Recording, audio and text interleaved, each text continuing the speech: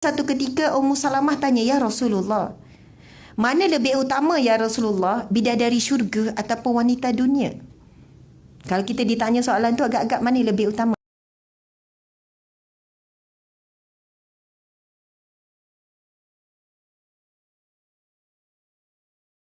Yang meletakkan wanita itu berharga siapa? Yang meletakkan wanita itu berharga siapa? Pencipta, iaitu Allah ya Malik, Allah yang maha memiliki, Allah yang musawwir, Allah yang maha kreatif. Allah sangat kreatif menciptakan satu makhluk yang paling indah, yang paling cantik, iaitu manusia. Dan yang paling indah, paling cantik itu adalah wanita. Itu kan disebut dalam hadis Nabi SAW.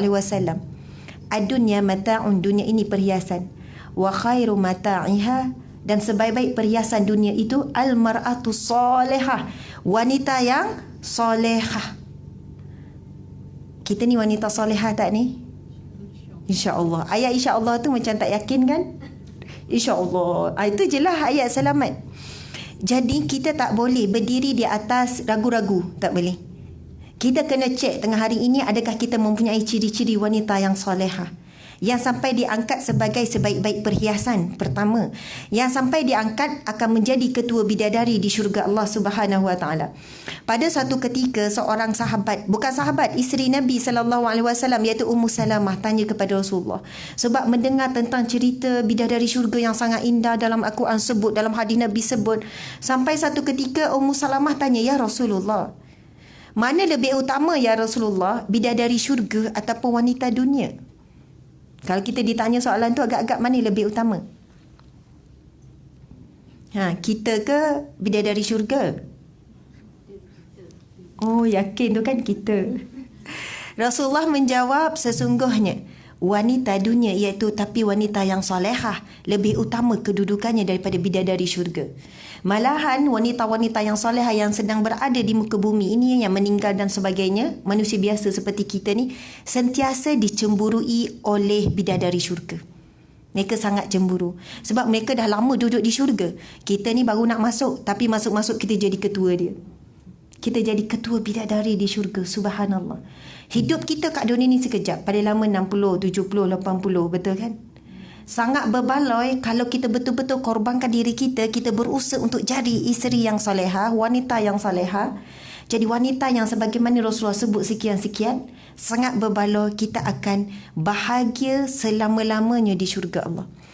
Saya tahu wanita di sini, wanita yang tengok live dan wanita di mana-mana lah, sebahagian besar para wanita diuji dengan ujian yang sangat berat.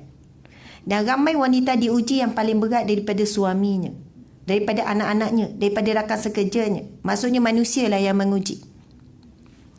Barang siapa yang banyak mengalirkan air mata kerana manusia, dia akan kurang mengalirkan air mata kerana Allah.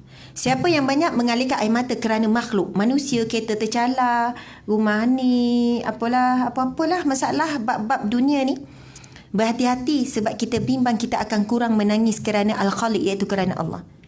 Orang yang kurang menangis kerana makhluk, dia akan banyak menangis kerana Allah.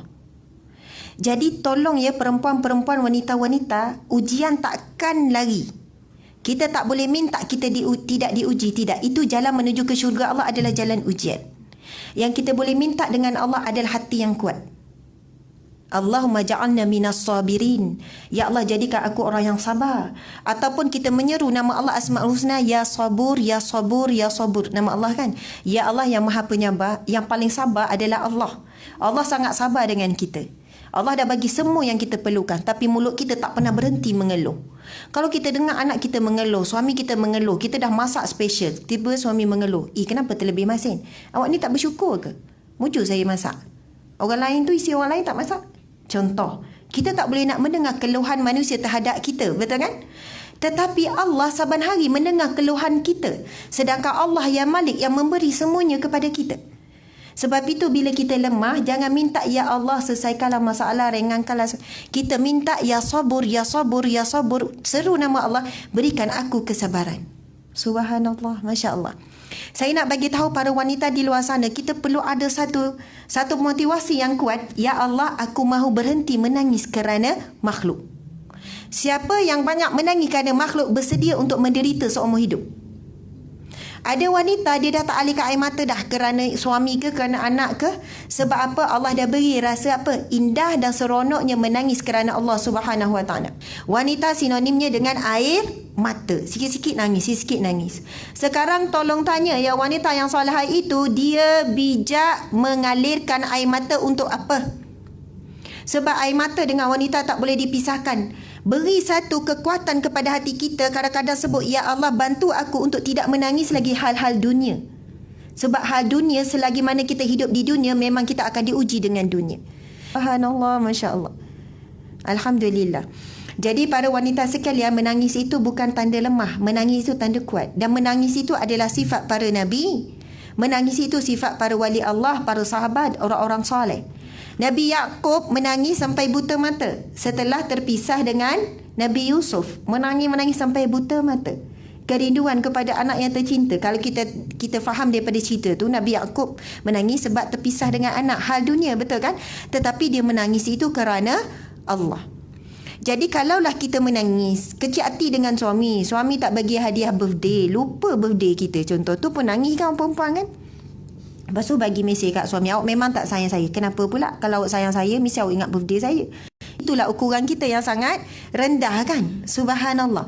Rupanya sebenarnya kan, kalaulah orang tersayang lupa pada kita, lupa menghargai kita, masa itu Allah sedang memperkenalkan namanya Allah Ya Syakur. Allah yang maha menghargai. Tapi bila hidup kita selalu dihargai oleh kawan-kawan, dihargai oleh bos, dihargai oleh adik-beradik, dihargai oleh suami, lama-lama kita tak nampak Allah yang menghargai kita sebenarnya. Melalui siapa? Melalui suami, melalui anak-anak, melalui isteri, melalui bos. Yang menghargai kita Allah. Contoh, kalau kita pergi hotel, kita diserve oleh pelayan tu kan sangat baik, lemah lembut. Dia angkut, dia bagi, dia tak ada marah, kejap dia angkut. Kita kata, seronoknya, baiknya lah awak ni, terima kasih. Sebenarnya yang melayan kita lemah lembut itu adalah Allah Ya Latif, yang maha lembut. Allah sedang melayan kita dengan lemah lembut, manusia hanyalah perantaraan. Tapi bila Allah tengok, kita ni tak nampak Allah di sebalik semuanya. Kita nampak manusia. Akhirnya kita sangat menghargai manusia. Bila suami tak menghargai, kita hilang rasa bahagia. Akhirnya Allah tarik nikmat dihargai oleh suami. Kita pun lihat yang maha menghargai kita adalah Allah Subhanahu Wa Taala. Saya nak sebut tentang wahai wanita, dirimu sangat berharga.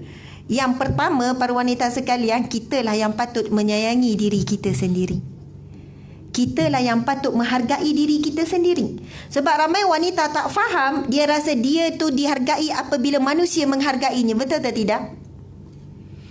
Kita akan rasa dihargai bila kita dihargai oleh sekeliling. Masya Allah. Saya nak tanya, kebaikannya ibu-ibu ni kan, yang dah mengandung, dah bersalin, betul tak? Ni ibu-ibu kebanyakan depan saya ni. Kalau saya tanya, ingat tak lagi macam mana sakitnya bersalin? Kalau suruh cerita detail, boleh cerita tak? Mungkin ingat tak ingat, betul tak? Kalau tanya pukul berapa pun dah tak ingat dah pukul berapa, betul tak? Berapa lama sakit kat labor room? Tak berapa ingat dah. Nama doktor? Sakit tu tahap mana? Sakitlah, kita boleh cerita macam tu. Yang saya nak sebut di sini, kita sendiri punya sakit, kita sendiri lupa. Apatah lagi suami kita. Kadang bergaduh kan, awak tak kenang ke susah payah saya mengandung melahirkan. Kita sendiri cakap, kita lupa macam mana susah payah kita. Tetapi Allah Ya Hafiz, yang maha menjaga kita, Allah yang Muhaimin, Allah yang mengawasi kita, Allah yang sentiasa berada dekat dengan kita. Allah tidak pernah lupa bagaimana kita sakit. Allah mencatat segalanya setiap saat. Dan Allah lah Ya Syakur, Allah yang maha menghargai kita. Kita sendiri tak mampu nak menghargai diri kita. Kita sendiri tak mampu, suami kita tak mampu nak hargai kita.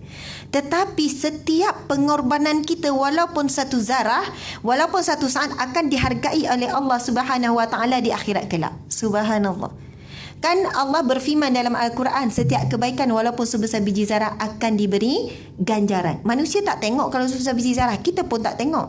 Sebesar biji zarah ni besar mana? Kena tengok bawah mikroskop elektron yang sangat halus baru nampak zarah tu.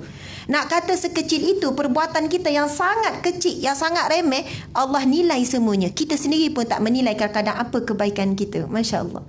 Subhanallah.